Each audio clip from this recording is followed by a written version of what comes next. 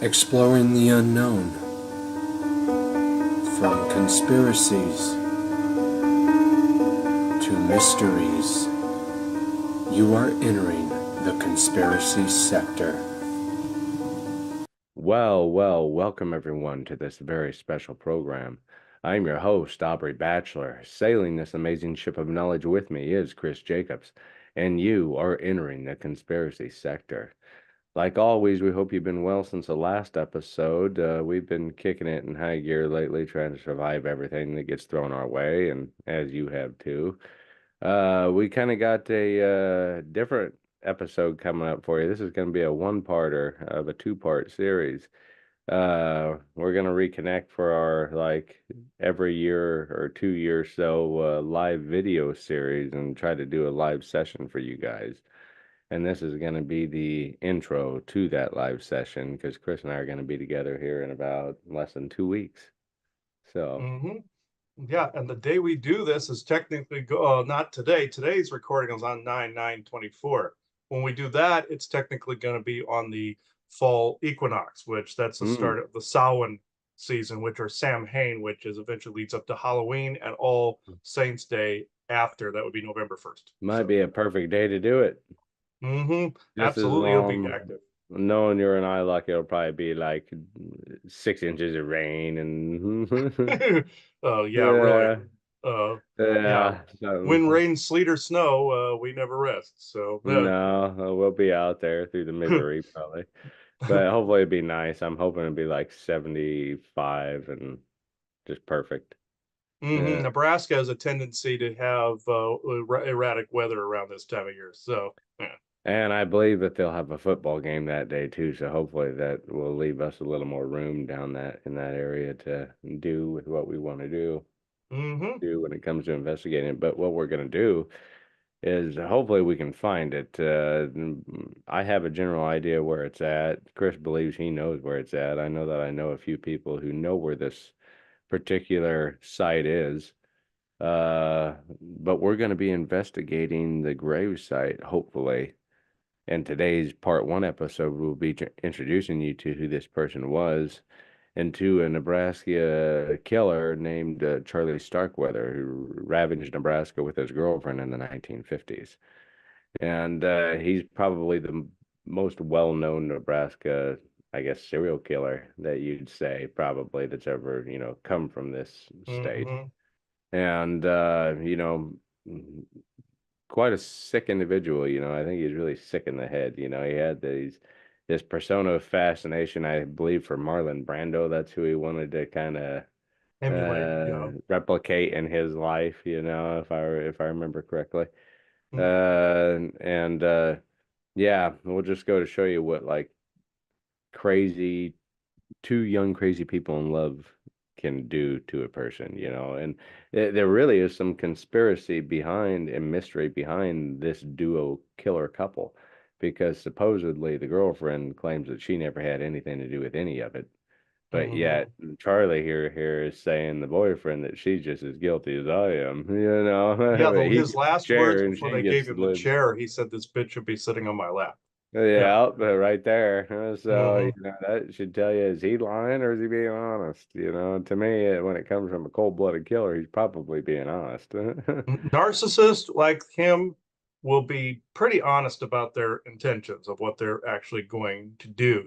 I lived not 6 blocks from where he committed his first murder, which was the Crest Station in the here's the Belmont area, Hartley Street, where I lived, Ninth and Hartley, essentially, or yeah, here's 11th, 10th, Ninth and Hartley. I was in It's kind of between them. funny you say that because one of my former coworkers that just retired lives at 12th and Hartley. Oh, okay. She Yeah. that person's still in the same area and up. If you go up Ninth Street, and we'll show this if we can get over there in the next part. Yeah. There's a park over there called Maxie Roper Park. If you go across the cross street on Adams Street, there's a park and there's some apartment buildings. That is the site of the Fugate house. That was his girlfriend, was Carol Fugate. So that is exactly the area. My mother encountered him on the other side over here. There was this Save Mart. I don't know. It's called Schmeckles now. I don't know what the store is called now, but hmm it was called Save Mart for many years when I grew up in that area. Over here is a I place think called it is it the grocery store you're talking about in Belmont? Yeah, and right across I from think here, it was a Schmick's Market whenever you Schmick's. left, and then Yeah, now in Schmick's somebody else Market. bought it out and it's something else. Now it's like Mize Market or something like that now. Yeah, yeah, and it's something like that where you had Runs and Egg Roll King over there, Yeah. but and Holiday Inn, and over across the street, across over here on 10th, over there's a liquor store called Amen Liquors. That's what it was called when I left, and it used to be a penny candy store where my mother encountered when she was a little girl. Charles Starkweather, while she came out of that, he pinned her up against a wall there. So it Hmm. was first introduction just before, it was literally like a week before he killed the Crest Station operator there. Hmm. So, and if you watch the movie Murder in the Heartland, that is 100% accurate to the Yeah, Starkweather it was a movie. good movie. Yeah. It's one of my And favorite Lifetime movies. Hmm. yeah, and it was actually very decent. And the reason I also wanted to have this conversation, of course, he went into the countryside, killed a couple of people. His grave is actually And next to out two of of his state. I victims. think he went over into Wyoming Yep, yeah, he went into with Wyoming, somebody. and that's essentially when he went out of state is really when they started really hunting him. But the thing is, though, people have asked me in like my sessions and whatnot, what actually drives somebody like this? What is the main force? Well, obviously, there's evil behind this, but I found out it's more of a lack of. And this concept was brought up on a series called Friday the 13th, the series years ago, when some of these people that collected haunted objects, people can look that series up. Great series for that time frame. Jason was not in it, but they said they encountered Satan in that, and the main character goes, "Oh, this seems be more of like a lack of something versus like more power of like darkness." And this is what the debate Joanne and I have had: where is it lack of light, or is it more of shadow, or what is it? What is causing it? What is actually happening? I found out in psychotic people like this. There's two things. One, a soul is actually being covered by possibly a different entity taking possession of. Manson was the same way, I believe, with this. But with Starkweather, all of them, any of the lack of empathy. Sometimes there's something in the brain that's not firing, but at the same time, I found out there's no soul there. Literally, a soulless being walking around that literally is psychotic. And I found out some people in MK Ultra programs and stuff like that can be programmed that way, like a Manchurian Candidate. But in Starkweather's case, I believe that there are monsters that conjure up because of the energies of this world. Every now and again, you get just some really horrible monster that pops up. Uh, Hitler was one of them. You have creatures like that wander the earth, Mm-hmm. that they're either born without a soul or they have some other backing by there's some monstrous force that's using them as a meat puppet. With Starkweather, I feel Corporations nowadays. yeah, exactly, and you have entities that are in a different dimensional state that are controlling people like this, like a meat puppet. And I feel with this, like he just didn't have a soul essentially, and something knew they could scare the crap out of that neighborhood and out of out of Lincoln that way. With him around, his first murder in the area where grew up from age 11 on was the Belmont area. Like I said, Hartley Street. You've heard many people have heard me talk about Hartley. Then you have well, we can stop by there on the way out. Mm-hmm. But the Crest station was about 6 blocks over and up. It's called a Quick Shop now, or at least when I left it was. And over in that general area, the Quick Shop is sitting on just the Crest station was about further over on the same site. But after that, after Starkweather, they started rebuilding over there, and it's a Quick Shop, so it's not on the exact geographical position as the Crest station, but it's in the little area there. Mm-hmm. So a lot of people don't know where that was. It's because they moved it. So they built another building. So but yeah, with Starkweather, yeah, I gotta look at my thing real quick here. It is yeah, he committed. He was only like a teenager. He died. He was born November 24th, 1938, and he died June 25th, 1959, in Lincoln. He died in the electric chair, and it took them a couple whacks to get him too. Mm-hmm. Oh, but I had a creepy dream about him once. I think I'll they bring zapped up him the four total. times. Zapped him 4 times. I had a creepy dream of being in this prison where he died, and then giving him the chair and watching them zap him. But then overheard people in the background doing psychological experiments on people like him, kind of like a Clockwork Orange type of deal. Now, I can't substantiate that second part, but I don't doubt that that is happening in the background. So that's something I can't prove, but my intuition's telling me that that stuff happens. Like if anybody's seen Clockwork Orange, they wanted to study what made somebody like him tick. They figured they'd run experiments on him, and they end up making him worse. In the end of that movie, one of the creepiest movies of all time, but it's in psychology classes, it's actually required watching if you're going for a Hmm. degree in that area. But I feel that they did that with Starkweather. I don't doubt that for a second. Some of these geekoid types would have been salivating to try to figure out what made somebody like him tick. So Yeah. I figured it was like Clockwork Orange. That was my dream where I saw the And scientists like sitting I around. said, he kind of really was in a unique time to be a serial killer because he was kind of after some of the earlier ones, and he was kind of before some of the most notable ones, Mm-hmm. So he kind of fits Exactly. in into a weird time frame to be raising hell and causing terror. Manson was up there too. He was one of the unique ones as well, but I feel he fell under the same thing. They poked at him a little bit in TV series, like they showed in a series called Dark Skies. They had Manson be like affected by possessed by aliens. That's what did it eventually to him. In the sci-fi realm, they did that. But in the series CSI, when Hmm. that was on the Las Vegas version. There was a character when Lawrence Fishburne took over for the character of Grissom for a while. Morpheus, if people are unaware, but in the Matrix. But what uh, what happened was there was this character called Haskell. That was my mother's most hated character of all time in the CSI TV series. I found out he was a blending of Charles Starkweather and Charles Manson. Hmm. When the writers wanted to create the character, who are the creepiest serial killers of all time, and the ones that actually really enjoyed killing, like Starkweather killed a child by sticking a shotgun And he out there. did it That's for one of the things fun. he did. Yeah, he did it for fun. And Haskell, the character of Haskell, they took traits from Charlie Manson doing the ritualistic crap. They took traits from Starkweather doing it for fun, and they created the character of Haskell.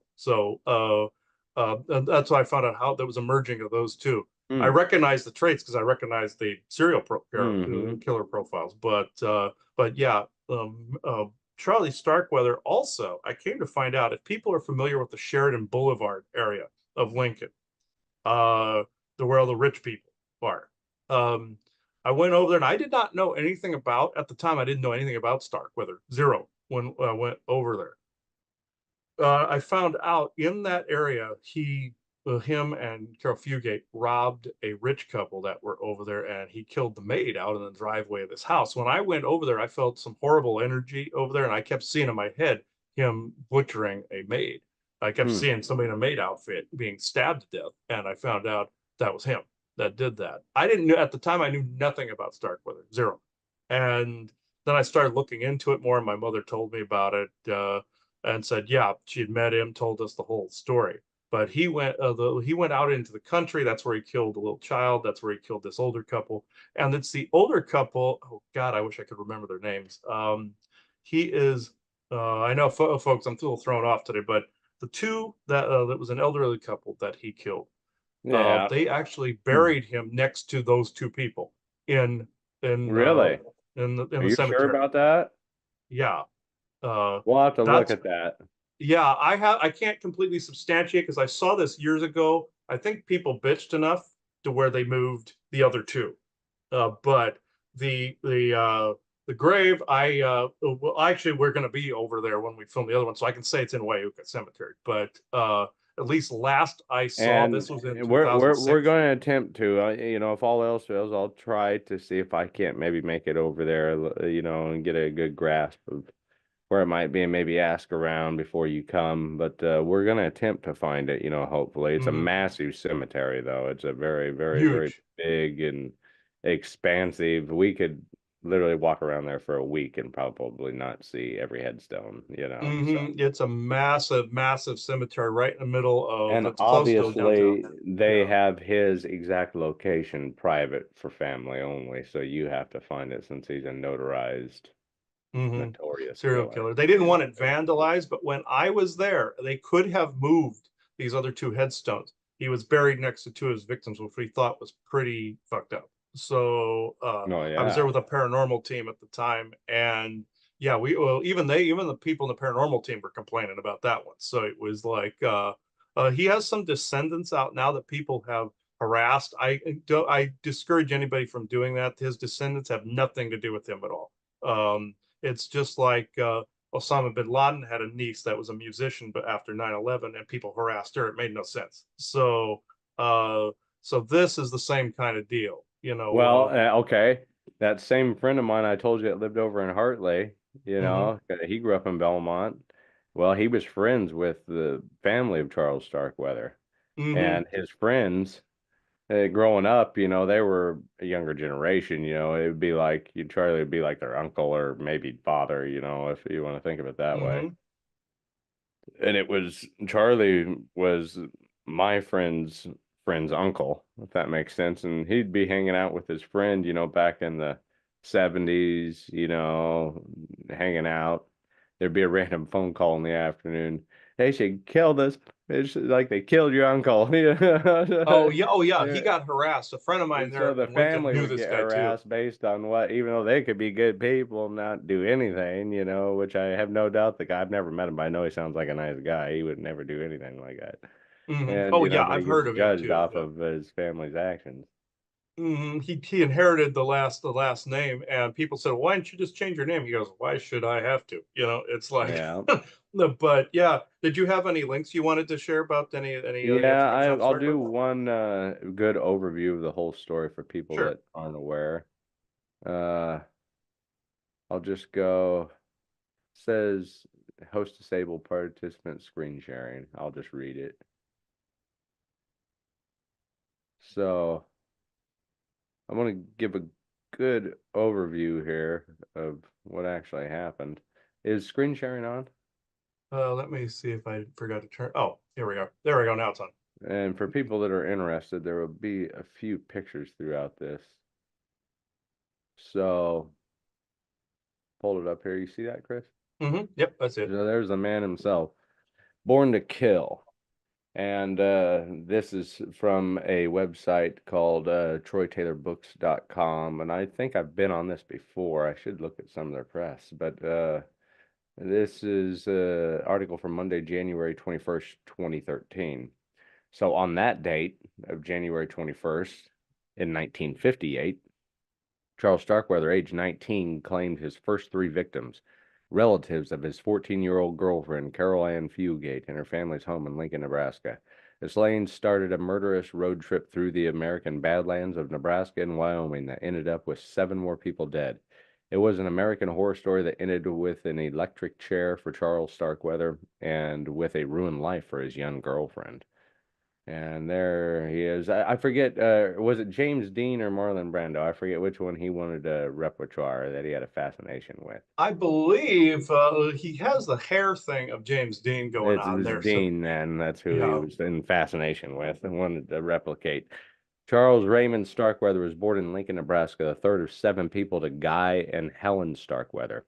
They were an ordinary family from a working class background with well behaved children, and nothing to suggest that one of the children would become one of America's most feared murderers.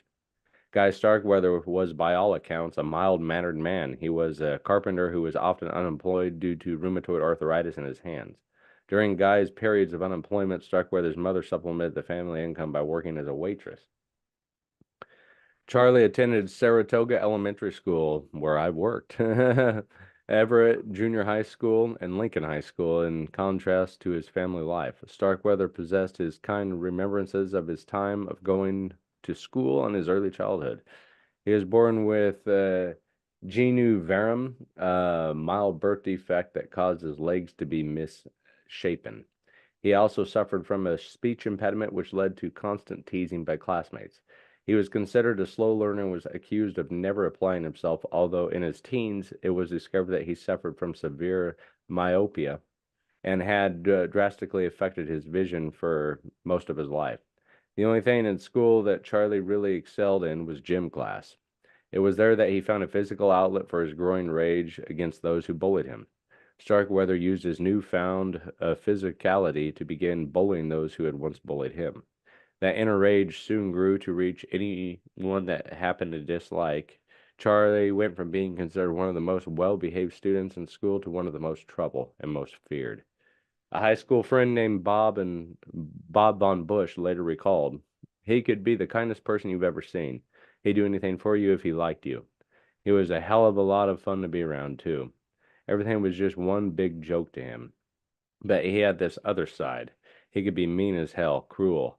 If he saw some poor guy in the street who was bigger than he was, better looking, or better dressed, he tried to take the poor bastard down to his size." After viewing the film Rebel Without a Cause, Charlie developed a James Dean right there, his fixation, and began to groom his hairstyle and dress himself to look like Dean. Starkweather related to Dean's rebellious screen persona, believing that he had found a kindred spirit of sorts, someone who had suffered torment similar to his own whom he could admire. In 1956, Charlie met a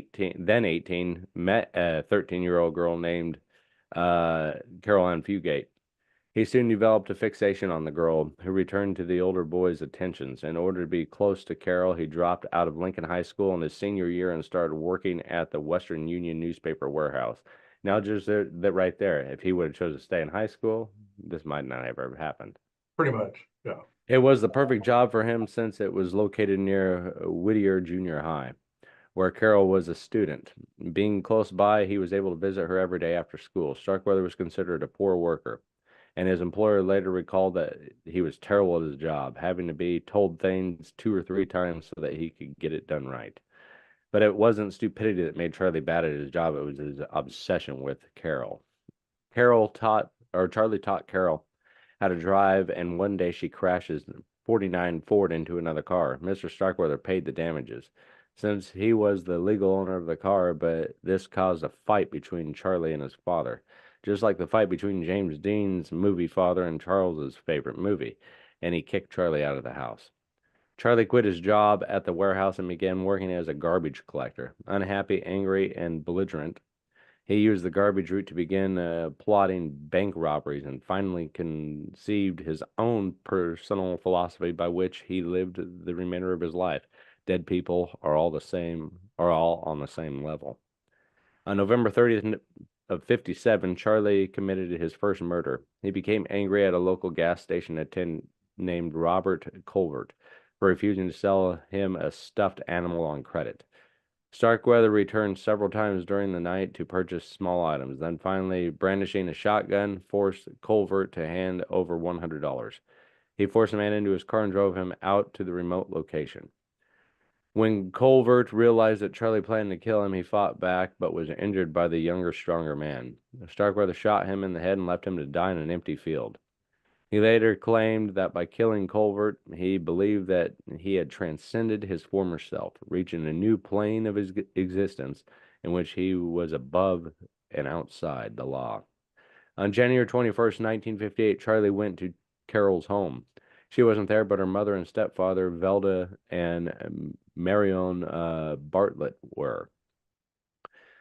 Out of the young girl's earshot, they took the opportunity to Charlie that he needed to stay away from the young girl. Charlie responded by shooting both of them to death.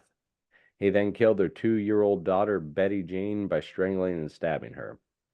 Then, if you're watching on screen, the area behind the Bartlett's home where Charlie and Carol hid the bodies of the family. So they must have hid them back in here. Mm-hmm. When Carol came home, they hid the bodies behind the house for the next 6 days. They lived there together until shortly before the police arrived on January 27th. They had been alerted by Carol's suspicious grandmother, who had been unable to reach Velda and Marion for days. Charlie and Carol went on the run. They drove first to the Bennett, Nebraska farmhouse of 76-year-old August Meyer, a family friend. Looking for money, food, and a place to hide out, they broke into the house and Charlie killed Meyer with a shotgun blast to the head. After ransacking the house, they ran again. And if you're on the screen, investigators guard and examine the car Charlie was driving on January 27, 58, the day he and Carol killed 3 people and got stuck in the mud near Bennett, Nebraska. Fleeing the area, Starkweather and Fugate drove their car into the mud and abandoned the vehicle. When Robert Jensen and Carol Keene, 2 local teenagers, stopped to give them a ride, Starkweather forced them to drive back to an abandoned storm shelter in Bennett, where he shot Jensen in the back of the head and then attempted to rape King, but not being able to perform, became angry with her, so shot her to death. According to reports, Carol mutilated Carol Keene's genitalia in an apparent jealous rage. Starkweather later admitted shooting Jensen, claiming that Fugate shot Keene. The two fled Bennett in Jensen's car, the Ward House in Lincoln. So they come back.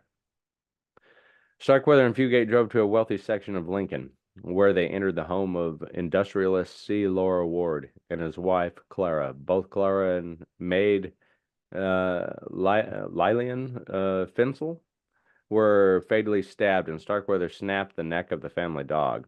Starkweather later admitted throwing a knife at Clara. However, he accused Carol of inflicting the multiple stab wounds that were found on the body. He also accused Carol of fatally stabbing Finsel, whose body had multiple stab wounds. When Laura Ward returned home that evening, Starkweather shot him. Charlie and Carol filled Ward's black 56 Packard with stolen jewelry from the house and fled Nebraska.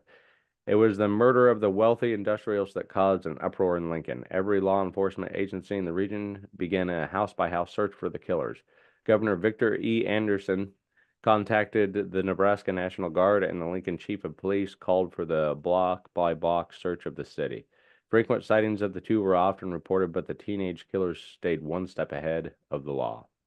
In need of a new car, thanks to the high-profile Ward's stolen Packard, Charlie and Carol found traveling salesman Merle Collinson sleeping in his Buick along the highway outside Douglas, Wyoming. After they woke Collinson, they shot him. Starkweather later accused Carol of finishing the salesman off after his shotgun jammed. He claimed that she was the most trigger-happy person he had ever met.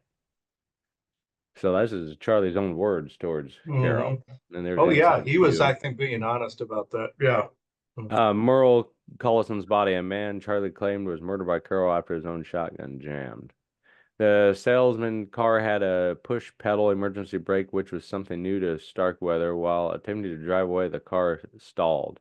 He tried to restart the engine, and a passing motorist stopped to help. Starkweather threatened him with a rifle, and an altercation ensued. At that moment, a deputy sheriff arrived on the scene. Carol ran to him, yelling something to the effect of, "It's Starkweather. He's going to kill me." Had she suddenly grown a conscience, or did she believe that Charlie was inevitably going to be caught and saw this was a way to escape the legal ramifications of their string of crimes? There's a picture of Carol. Carol waits for medical treatment for her shock to the Converse County Sheriff's Office after her surrender to the police. Charlie sped away, pursued by police in a chase that exceeded speeds of 100 miles an hour. A stray bullet managed to shatter his windshield, slicing him with flying glass. Covered in blood, he finally stopped the car and surrendered to the police. Converse County Sheriff Earl Heflin said he thought he was bleeding to death. That's why he stopped. That's kind of a yellow son of a bitch he is. Under questioning, Charlie first claimed Carol had been kidnapped by him and had nothing to do with the murders. However, he changed his story several times, finally testifying that at Carol's trial, that she was a willing participant. Carol Fugate has always maintained he was holding her hostage by threatening to kill her family, claiming she was unaware that they were already dead. Judge Harry A. Spencer didn't believe her story. She had many chances to escape. He said that she was given a life sentence on November 21st, 1958. Her sentence eventually commuted, allowing her to be paroled in June of 76. So she didn't even spend but 18 years. Charlie Starkweather, on the other hand, received the death penalty for the murder of Robert Jensen, the only murder of which he was tried, and was executed by electric chair at the Nebraska State what is it? Penitentiary. It looked like an L there. The I. In Lincoln, Nebraska at 12:01 a.m. on June 25th, 1959. Starkweather is buried in Wyuka Cemetery in Lincoln along with 5 of his victims, the Five. Bartlett family and the Wards. Carroll was paroled in June of 76 after serving 17 and a half years at the Nebraska Correctional Center for Women in York, Nebraska. She moved to Lansing, Michigan after her release, where she changed her name and worked as a janitor at the Lansing Hospital. Fugate married in 07, but aside from a brief appearance on a radio talk show in 96, has refused to speak about what had happened during the murderous crime spree. Now, I'm pretty sure that I remember reading here a few years back that Carol's new husband in 07 is already dead. Mm-hmm. She received benefits from. So that's kind of an overview on the Carol Fugate and Charlie Starkweather It's story. interesting. Yeah, I didn't know 5 of his victims. That's I knew 2 because that's what I saw. So the But Ward and the when I was there, Jensen family. that's very interesting. I knew the 2, but yeah, when I his grave is a flat one. I know that it is not one of the ones that are up. It's up. It's one of the ground level ones, from what I understand. I had a picture years ago because I would have included it in this show, as to what it looked like, but it just ended up disappearing off of my out of my archives. So when I went there with the other paranormal group, the people at the time, they didn't mind the people at Wyuka didn't mind photographs, but at the time they were saying don't show, where the street level what it looked like nearby. I don't know if the same rules are in place. So if we film when we film there, I'll just aim directly down at the grave. But yeah, with the camera. But yeah, this also my grandmother and grandfather at the time when this was going on, they actually had all the doors locked. They had shotgun. My grandfather had a shotgun aimed towards the kitchen on Hartley, seeing if he would show up. When they hyped the crap out of that when he was going on his killing spree. But he did only a couple things in the Belmont area and then took off from there, from what you read. But yeah, it the energy in that area, probably since I'm more energy sensitive now than I was back when I lived there, and I've been away, I'll probably be able to get a better feel on the spots that I want we should do the ghost box sessions from. But the area next to the 2 areas flanking the old Save Mart are where Fugate House and the liquor store. So, but when I was there, when Joanna and I went back through there in 2017, the liquor store was still there. Hmm. So, Amen Liquors is the name of it. It was a penny candy shop back in the 50s. Uh, and my mother was like 3 when this happened. So I believe she was 3 or 4 when this happened. So yeah, this it's actually was so there's a family personal connection to it based on that, and I believe my grandparents also knew members of the family at the time. So there is a family connection. And also, a friend of mine knows his nephew. So Hmm. so yeah, Well, I imagine the population of Lincoln, it says here in 1950, the population of Lincoln was 110,000. So I imagine the population was probably what, 120, 125? mhm, And yeah. now it's more than double that. Yeah, it's definitely more than double that. Even back in 17, there was a lot when I was I there think it's last time when I lived there. 300,000 now. So the Yeah, town was a third of the size that it was. So probably everybody was a little bit more, even more cautious. more on edge. Yeah, and my grandmother Obviously, told me at the time. no Yeah, it ring was. doorbells, no video surveillance, nothing on that. Yeah, you were just kind of on edge. Like any noise you heard, you're like, "What's that?" I remember my grandmother saying they saw the reports on the TV at the time and they were terrified. So it so yeah, well, there's a family connection there, but at the same time, it's also the lore of Lincoln. He's like there's like positive things that have happened. There are a lot of ghost stories in Lincoln. If anybody's seen the ghost stories of Lincoln book series that were out there, but Starkweather has not made any of these publications, which I find very odd because there are ghost stories surrounding Charles Starkweather. Yeah. There's people that have seen him, people that have felt him, heard him, all of it. There are a few ghost stories around Charles Starkweather that have never made any of the publications. It'd be interesting to try to find people, if anybody in that area has had any ghost experiences with Charles Starkweather himself or Carol Fugate or anything regarding this case, put it in the comments below Yeah. because that I would find very interesting because I felt it at the time myself. But And I've if read, even if you've seen the movie Murder in the Heartland, let us know if you have too. yeah, it's a good movie, even though Lifetime movies, I'm kind of That is actually the best one Yeah, they I have. think so. For the whole like that whole story that I just read, it covers everything in there.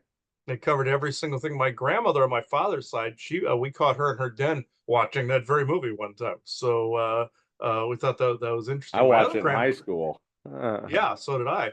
I watched. It was required watching in one of our classes to know about the Yeah, psychology of serial killers, along with Clockwork Orange. So, Clockwork Orange is very rough, but it's necessary if you're going to see it if you're going into psychology. I feel Starkweather is another one of those. If you want to know what that kind of mind thinks, Manson and Starkweather are necessary cases to study. So, but yeah, I thought that was interesting. I do Uh, like that one guy that played Charles Starkweather in the movie too. He was and the he did a one that great I job. think he was in the Hulk. He was that super soldier in the Hulk that was trying to. Yep.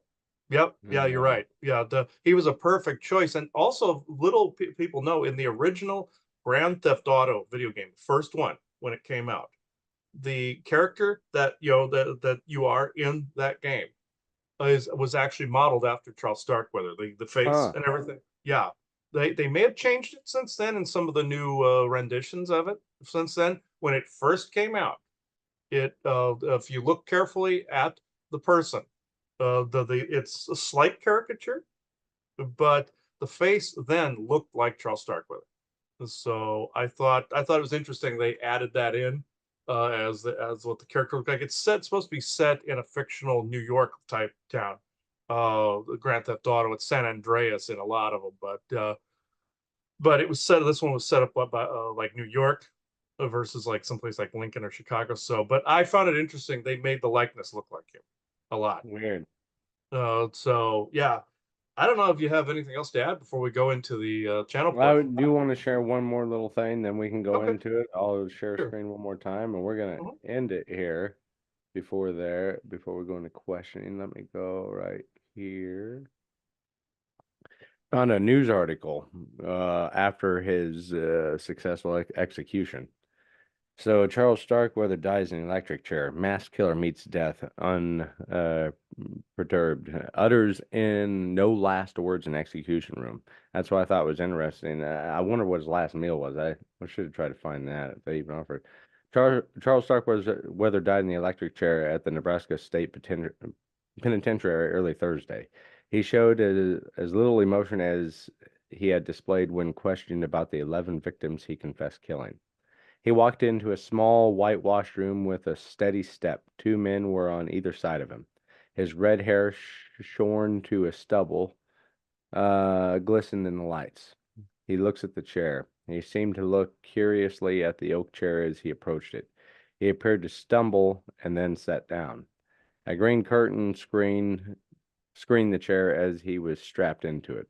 The curtain was then withdrawn, and Deputy Warden John Greenholtz said, "Charlie, do you have any last words you would like to say?" Starkweather shook his head vigorously.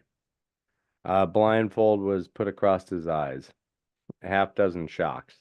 A short time later, the hands on the clock, which had run favorably for him on many other occasions, swept past 12:01 a.m. Deputy Warden Greenholtz, after he asked Starkweather if he had anything to say, stopped to one side behind a wooden partition which screened him from the chair. He held his hat over his heart. Starkweather lurched forward as the first of a half a dozen 2200-volt shocks was administered at 12:03 a.m. As the fourth shock was administered, Dr. P.E. Gester stared at his wristwatch. He and Dr. George E. Lewis, Jr. were on hand to pronounce Starkweather dead.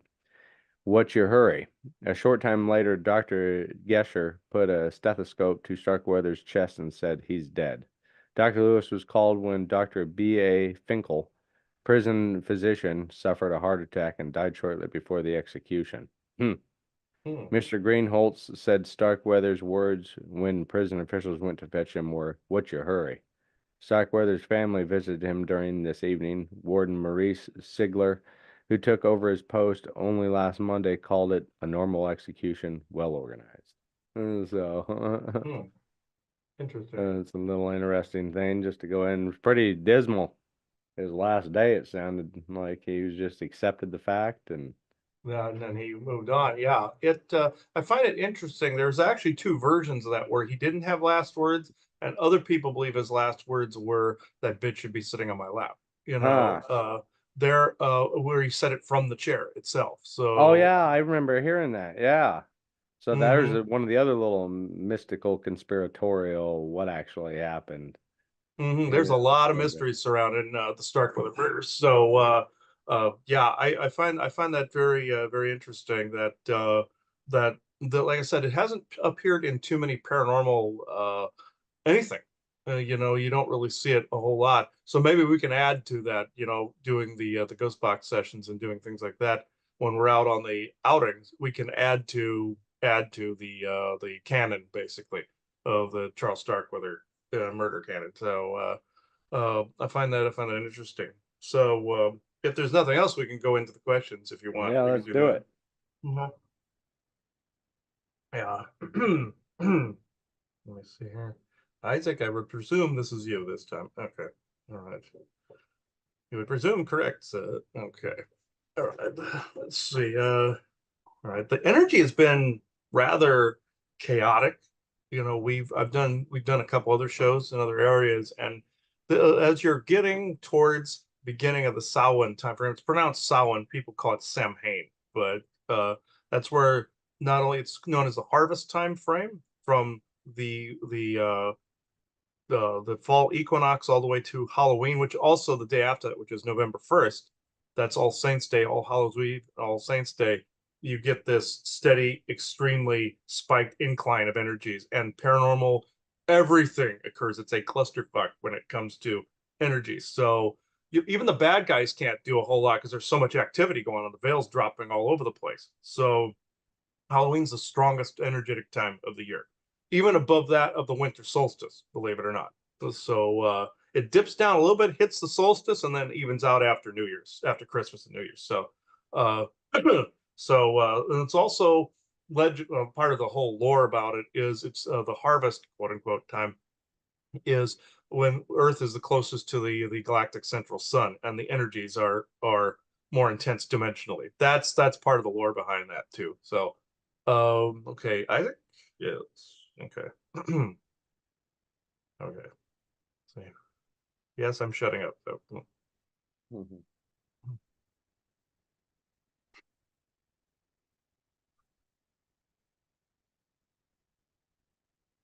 yes, this is actually an interesting topic. You see, what he was also picking up during your monologue is he was sensing some of Charlie Starkweather's energies, having been involved in some of the, like he calls it, the Clockwork Orange type program. What he was picking up on wasn't exactly false. He was picking up maybe some elements of his own, another program's existence somewhere else too. But he was seeing the Starkweather execution along with people cataloging what happened and the reactions given that they were also experimenting with the electroshock uh, of the electric chair as well to see how long it would take someone to pass as well. There's some people, believe it or not, were timing how long it would take him to die. They actually threw lots and bets on this. That's what some of the workers in the penitentiary did. This was actually in other circumstances it would be more funny, but it's very much like the Star Trek episode Mirror Mirror when they go to the mirror universe and people were taking lots on people dying in sickbay. This was kind of the same type of thing, where you also had other scientists that wanted to study how he was, very much like the character Malcolm McDowell's character in Clockwork Orange, very similar in its application. Not quite that far into like Clockwork Orange goes. It's more of a study of behavior, like a zoo animal or a captured animal of sorts. You're studying physiology and sociology, all this other psychology, all this of also how animals operate or how people operate in certain social situations. It was more along those lines. It wasn't quite where they kept his eyes open with the drops and all this other stuff. This is essentially what they were hoping to understand it in hopes to stop it and put an end to it in some fashion, very much like the scientists in that movie when it ended up backfiring because they basically tortured him. In the real scenario, it wasn't quite that dramatic. But in those scenarios, what brews somebody like this?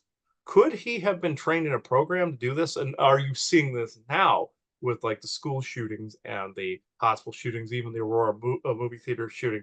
Those are more MK Ultra people that are being pumped out of some of the underground programs. Some of the gang warfare is as too, where they reward violent behavior in some of the programs for people they abducted and or abducted as a child or trained to do these things. This is why gang warfare and the war on drugs continues to happen. But people like Charles Starkweather, on the other hand, he claims that Starkweather had no soul. Is there a difference between the soul and just an operational consciousness? Yes, because the brain has its own operational modus operandi and how it works. It's in constant like survival mode. The soul and the heart space are what the keep all of the in check. Very much like your Gene Roddenberry in Star Trek said, once someone forgot who they were, their true primal self came out. Very much like your Pike character in Strange New Worlds. When he forgot who he was, he became a raving maniac. People believe that those memories of who you are, what you've been taught against that of violence, that's what Roddenberry thought, where that was more the soul of the person or the man or the woman. That's not completely true, but he had close to the mark, as well as with somebody like Starkweather, what was the evolved portion of a person like what Roddenberry thought was taken away. That you could say is more of an etheric experiment by some evil out there, or energies that came through our genetic viruses in the DNA that could have caused some of this. There's another Star Trek one where people were plotting wars against each other based on numbers on a computer, and then they were just killing themselves, hoping to avoid a violent end by having a all out war. And Kirk's famous words were, "We just won't kill each other today." And Roddenberry believed that everybody evolved from violent predators at some point, and the soul was what became more and more out over a period of time as people became more involved. That is not necessarily completely true, but it's not false either. In the case of Starkweather, this does fit. So I can go into questions if you'd like. Yeah, so I know that we're on the cusp of the energies again, of the Halloween time yet again. I just can't believe it. It just feels like last year we're talking about this again. But Mm-hmm.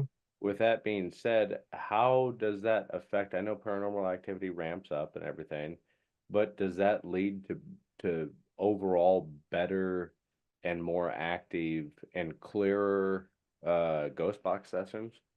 Yes, in fact, it does. Even though you have a variety of variations of things that talk on there, from ghosts to aliens to military messing around. To me, sometimes I do things with it, as he's shown proven on multiple ghost box sessions. To Elena Bessa and the rest of them, there are aliens that can do it, people with special technologies that can do it, and people wonder why. Well, if we have such special heightened technology, why can't we just talk like on a walkie-talkie? There's treaties in place that we can't do this, but we can do things from other frequencies. ETs, AI, all of the above. But as far as dimensional, also contact going as well, and other universes too. If you go to a time fracture, you could set up a ghost box. Time fracture is like your Bermuda Triangle. I would not recommend it there, by the way. But if you could kind of go where it's kind of tickling the balls of the land, basically, maybe you might get something. But on a time fracture, you could take a ghost box out, and people's cell phones have done this, where you might get in contact with another parallel universe version, maybe either of yourself standing there or someone else texting another phone. It would look like garble. And sometimes the galactic intranet does this as well, and records do this as well. But with, say, this time of year where all the veils are dropping, you will definitely get, without a doubt, some of your best Class A EVPs, even on a regular recorder, that you would probably ever have gotten, because of the fact that it is the time of year that it is. And people think, again, like he said, that it was the equinox, which is the 21st of September, fall equinox. It doesn't. It does. It's officially starts. The Samhain starts that day, but it can. This is why you're feeling some of the revving up now. You're on the outer corona of that, or in the cross quarters between uh, power points of the year. There's these places called cross quarters, and also the Catholic Church offset things by at least 6 weeks in either direction in cases. So you are actually, it's a PowerPoint season, versus that of a singular day, but you're revving up to a power point, which is roughly the 31st of October and November 1st. Nice. So, also along that type of deal with what we're going to be doing, like I said, we're going to be try to be investigating on notorious serial killer per se. Do evil people like that? Do you, it's kind of a loaded base question, unloaded question, but do evil people like that communicate more often, do you believe, through ghost box sessions than just some general, somebody that reaches like fame and notoriety for like an evil reason, like serial killers, like famous people, like people never forget about them. You Mm. think since people never forget about them, their names never, will never really not be spoken again. It always continues to be spoken. Does that make spirits more active if they're never really forgotten? Yes, that is actually, you're dead on the mark, Aubrey, because if one is focused on more, that empowers that particular energy. And could that be that very being that's speaking on the ghost box more clearly and crisply? Absolutely so. Do I recommend calling Charlie Starkweather in? No, I do not. But there is a safe boundary between these where you can say true benevolence guards the interaction. And would Charlie Starkweather be able to talk that way? Absolutely. Are people focusing on him like they did on Elvis on the good side of the spectrum? Yes, that's what kept Elvis being seen in Graceland all those years, all the focus you see. And also other ghosts were around him empowering that as well. He's since moved on, but it's the same concept where the more you focus, the more that energy coalesces and the more that somebody like Starkweather on the negative side could be seen and Elvis on the positive side could be seen. You see. So yes, it's a yes to your question. Cool. Well, that pretty much wraps it up for me, I believe, when it comes to all this. I'm just curious, to see what outcome we might get. Yes, this is it will be an interesting outcome. Just be careful to protect your own energies. You go into some of these areas because you don't know what you'll bring home with you. And he was sensing what he thought was Charles Starkweather's energy even now a little bit. And I had to quell it a little bit, but the more you talk about a Actually, person, sometimes the more you connect. one final question. You brought it up right there. And especially like during Samhain time, whenever the other side opens up and it's clear and more open, do you need more protection? Or Yes, I what do protection say yes rituals to do that. you Mhm. what protection rituals do you recommend during that time of year? Crystal grid, as we recommended to him, the forest people recommended to him too, to keep cleansing a crystal grid if you have it. He has his orgone pieces at the same time symbology, the focused mandalas that are of positive nature, uh, being able to be grounded most definitely must be done repeatedly during the Samhain time frame. Uh, Make sure if you do the work kind of work he does that you keep conversations, let's say within a certain, not necessarily just negativity, that's wrong, but keeping basically open and closed circle that are slightly tighter during this time of year because you don't know who could be listening. That's why he saw before your guys' recording something was watching and listening. This is the nature of this time of year, but make sure you are grounded fully. To accomplish this is hematite can accomplish this, visualizing your roots going into the earth, visualizing tree roots going to the earth through your feet.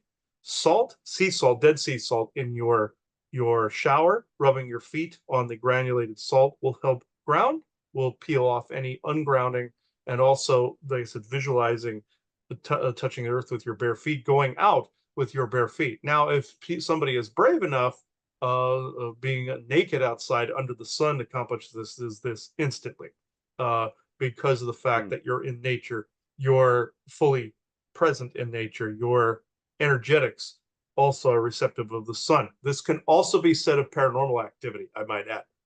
If someone were to go traipsing around nude in a cemetery, they would attract far more attention than they probably bargained for. This is actually because then they are more grounded, they are more noticed, they are more seen, and of course, ghosts of like say of naked ladies walking around, of course, are going to men are going to look, and vice versa for women with men or whatever. So this the energies are more coalesced around a naked person. So this is a quick way to ground if you want to do it instantly, as well as if he would say using a tatami mat in your home, Japanese tatami mat with the reeds, that helps. And also keeping your home grounded. If you take a copper pipe and you wind the copper pipe, copper wire into the pipe, drill through it, and hook that to the foundation of your home, you will ground or earth your entire home, and you will be able to walk. If you walk barefoot or naked or whatever in your home, you can accomplish this goal as well. But grounding is extremely important. Creating a crystal grid is important, and also making sure saging and doing all those other little clearing methods are essential this time of year, because it is more revved up from now until November 1st.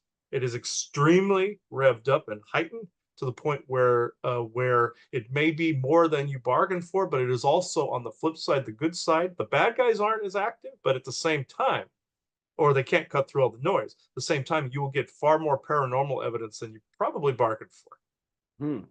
Thank you. Very good information. Yes, thank you. If there's nothing else. Nope. Yeah, you covered it up pretty well. All right. Thank you all for listening to me once again. Bye-bye. Thank you. All right. Great Yeah, information.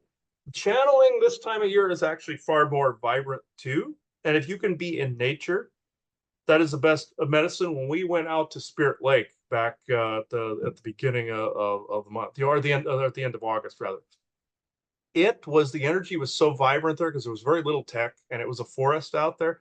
Isaac was around. I literally could see him sitting in a chair in our bedroom space. So he was very sharp, and I could literally hear him easier with my ears and with the psionic abilities. Very crisp, very clear. Any spirit folk that were out there, and also the forest people, were coming in crystal clear.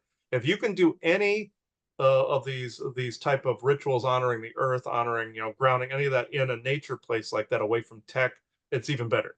Because tech is highly affected by this time of year. It is by ghosts.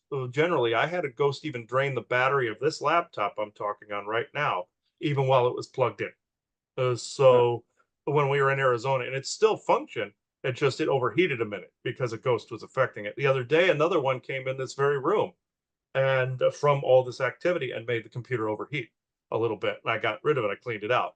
Some people's energies themselves will do this. You will notice all of these things heighten up from this point forward. And it's interesting, this is being recorded on 9/9, the triple or the double nines in this case. I should air this sometime like at 9 o'clock tonight or something, just to make the triple nines. But these are power numbers that bad guys and good guys have used to accomplish sacred geometry, like my Merkaba back here, that or these eyeballs to keep remote viewers and others, ghost and spirit folk, from watching. And I have the Merkabas in the corners there. Yes, Isaac, I know circles do not have corners. I understand. Okay, but or edges. Round edges, you idiot. Okay, let me see. He goes, you do this to people, I'm doing it back. Anyway, but anyhow, this is tis the season for spooky encounters. Let's just put it that way. I saw ghost when I saw the ghost come in here. It was fully formed in a mist-like form. It looked like water vapor you couldn't see through. So, like water misting from like Niagara Falls or something. That's what it looked like, and that's a frequency difference. This is why classic ghost pictures, and I will mention this on this. I know this was not part of this, but classic ghost pictures, this is why you see the face where it's all like a sheet, because this was explained very well in the show Doctor Who, where he visits a paranormal team in the TARDIS, and he took pictures of they took pictures of what they thought was a ghost. And what it was, he goes, what this in reality was, and I don't know the name of the character, but he was scanning through the frequencies, and he peeled back the frequency layers, and it was a person on the other side of that frequency that was just out of sync with our dimensional lens, pretty much. This time of year, this is why you're seeing things more vibrantly, because those veils, those lenses are not as covered, and they are everything's closer together, and those curtains are basically been pulled up or dropped. The veils have dropped. It's not as descriptive saying the veils have dropped, but there's a lot more to the physics. But this is this time of year. And you'll get more, also, unfortunately, you get more psychotic behavior, especially if the full moon lands on Halloween like it did last year. But if you get it in the same vicinity, you're going to get both psychotic activity from the moon energies. The moon would probably be a great episode of this to do at some point. Mm-hmm. The controversies beside the hollow moon and all that Yeah. other stuff. But then put Halloween and the Samhain or Samhain on top of that, and you got basically a blender going on, pretty much. And I was in Salem, Massachusetts back in 2016 on Halloween. So that you want to talk about weird energies. That place and Halloween go right together like bread and butter, pretty much. So I would highly recommend doing the tours and doing that stuff there. Just make sure not to get attachments like I did. Protect yourself, visualize an energy, like essentially an energy field around you coming out, like an infinite energy coming out from around you and in you from in you and around you, and hold your aura close to you. Or visualize a suit of armor, whatever shield you want to put around you. Different colors, like my red shirt here. I also have the ones with the symbols on them and stuff like that. Red's potent, a potent protector. Black is too. This is why witches use black, and Japanese heroes used red. They thought it was a hero's color. And Because they were both wearing red. Yeah, and it's interesting. Yeah, you're wearing that beach patrol, and it's just a normal red shirt. I'm wearing my my protective amulet, and another one some friends of ours did, but a friend of mine did. But at the same time, I usually have the other one that has the symbols on it. So if people want to get that from me, let me know. But I'm also going to make sure that conspiracy sector shirts are more available as well. Oh, yeah. So with or without symbols on them. So Aubrey, I don't know if you have anything left. That's it. I guess we'll see everybody for part 2. Let's just hope that it's good, Let's hope that it's good weather. Hope that we can find the grave. Hope that we have a good investigation. And this, the main thing, I hope that there's not like a funeral procession like right beside us or something like that. Right. Then it probably we're gonna have to wait. But other than that, if all the stars align, it should be a good time. But this is episode 1 of Charlie Starkweather's ghost investigation. Yeah, so thank you everybody for watching this. This is of course going to be made available before I head to Nebraska. It would be kind of pointless if I didn't. So at this point, you are now exiting the conspiracy sector. So bye-bye, everybody. Adios. Okay, one thing I didn't mention is I knew this lady that had this son that one time he started acting psychotic, and she came to me for help because she locked herself in her bedroom, and this boy, I read his energy, and I noticed his soul wasn't there. He was totally psychotic, and she was afraid. She goes, "This isn't him. Something's happened." I found a demon had messed with him, and the soul dislodged. And I went and hunted down the soul, put it back. I said, "You get back in that body." I acted like I stapled every nail, gun him in place. Went poof, poof, poof, poof. Turned out eventually he, further several years down the road, he committed suicide. This was a soul that was very uncomfortable. The energies here were probably very vulnerable to demon attack, like what had happened to him. And I felt sorry for the lady at that point. I found, he eventually died. I'm not going to mention her name or his name here, but this his body automatically turned psychotic. So Roddenberry wasn't really wrong when he said that we like what the holographic doctor said to the character of Suter and Tuvok in sickbay in Star Trek Voyager. He goes, we all evolved from some predator or some other. The Vulcans dealt with it through logic. Humans with their intellect and artistic pursuits, things that were their passion essentially. But Suter was a Betazoid who was like a Starkweather figure, and Tuvok was helping him. And Tuvok took on some of his psychotic tendencies and reverted into a primal Vulcan. And they had to help him and switch the thoughts back because he entangled with him. And ended up helping him out by copy-pasting his logic onto him. But anyway, Suter always said, "Oh, I did it because I could. Oh, why'd you kill this crewman?" Because he looked at me funny. And Tuvok goes, "That's not logical." He tried to figure out, and he became too curious, and he was like Icarus flying too close to the sun, pretty much. Interesting episode on basically serial killer psychotic.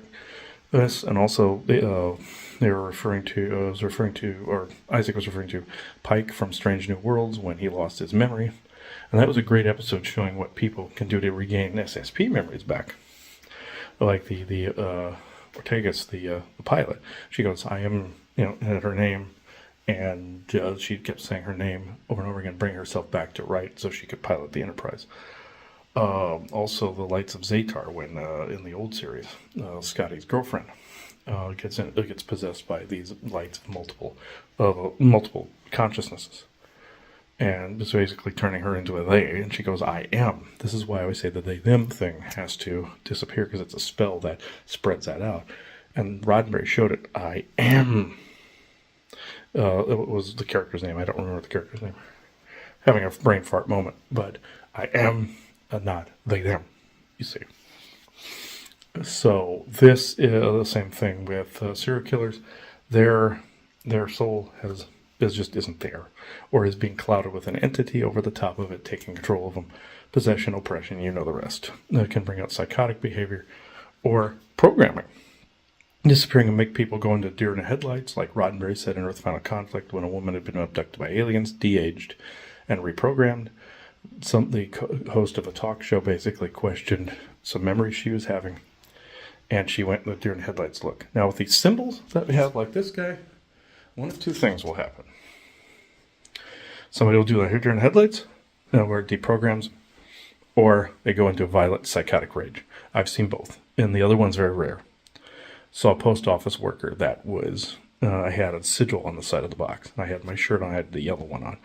This isn't one of those, this is a regular shirt, but went in there with the bright yellow one, the Captain Kirk shirt. And I had the sigil on the box. I said, "Can you please not cover the sigil?" And she goes, "No, sir, you're going to have to let me do this." And I had Tower Busters in the box too. So that was a double whammy on the programming. And I said, "No, I want you to put this label where I asked. I left you real estate on the box. Please don't cover our advertising or our sigils. I'm not taking this anymore." And she just threw things up in the air and just left. That was some of the Tower Busters hitting the program, but it was a sigil as well. And obviously entities were there doing crap at the post office as well. So we nicknamed that person the Fraggle for a reason. Colorful hair, like the buns on either side, like a Fraggle. If you don't know what I mean, look up Fraggle Rock.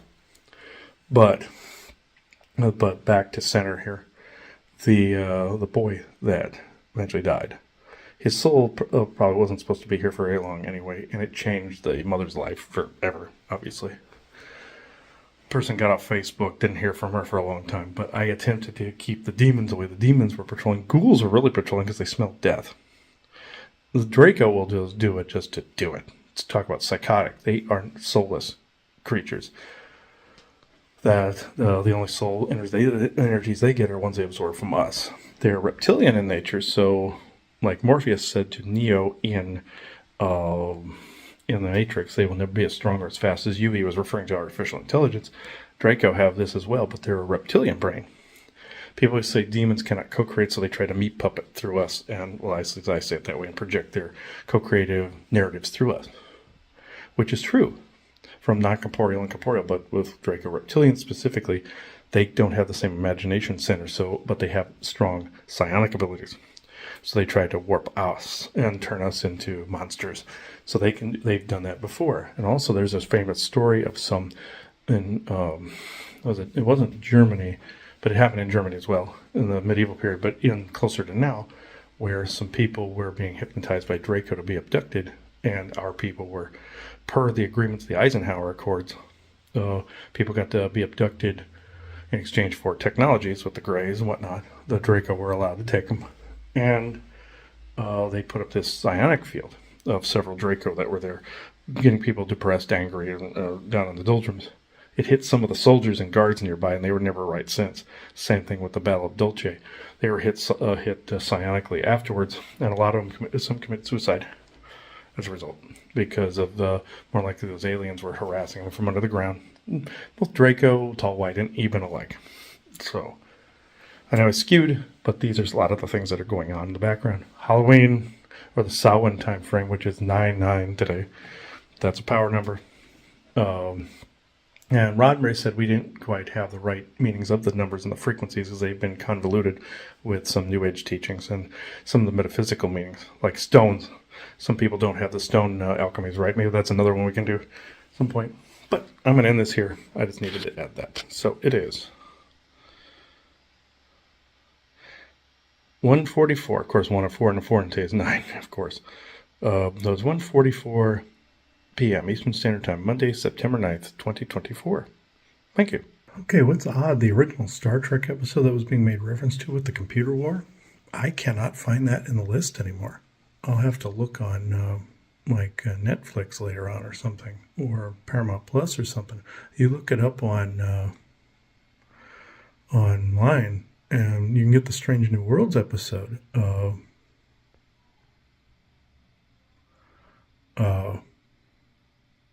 The Strange New Worlds episode is Season 2, Episode 4, Among the Lotus Eaters. Returning to a planet that dredges up tragic memories, Captain Pike and his landing party find themselves forgetting everything, including their identities, as he confronts a ghost from his past. So, of course, that comes up as a 7 and 8 there. That's like SSP memories coming up, tragic memories. They showed how to get memories back in that episode beautifully. But the one with the computer war, I cannot find that one. We'll just not kill each other today, the quote by Kirk. Can't find it so far online, which I find very weird. It was here before when I was looking up the show titles. I'll look it up later when we're on Paramount Plus to try to get the exact title. But see if it's on there and just not on Google. But we'll see. It's interesting. It is 2:18 p.m. Eastern Standard Time, Monday, September 9th, 2024. Thank you. Okay, I found the episode. It's Season 1, Episode 24, A Taste of Armageddon. A computerized war fought by 2 planets ensnares the Enterprise. That was February 22nd, 1967. So I finally found it, but it won't appear online. It only on online on the streaming service on Paramount Plus, but it will not appear on the online searches, which I found very, very interesting. So I said if I found it, I would say. So it is 11:20 a.m. Eastern Standard Time, Tuesday, September 10th, 2024. Thank you.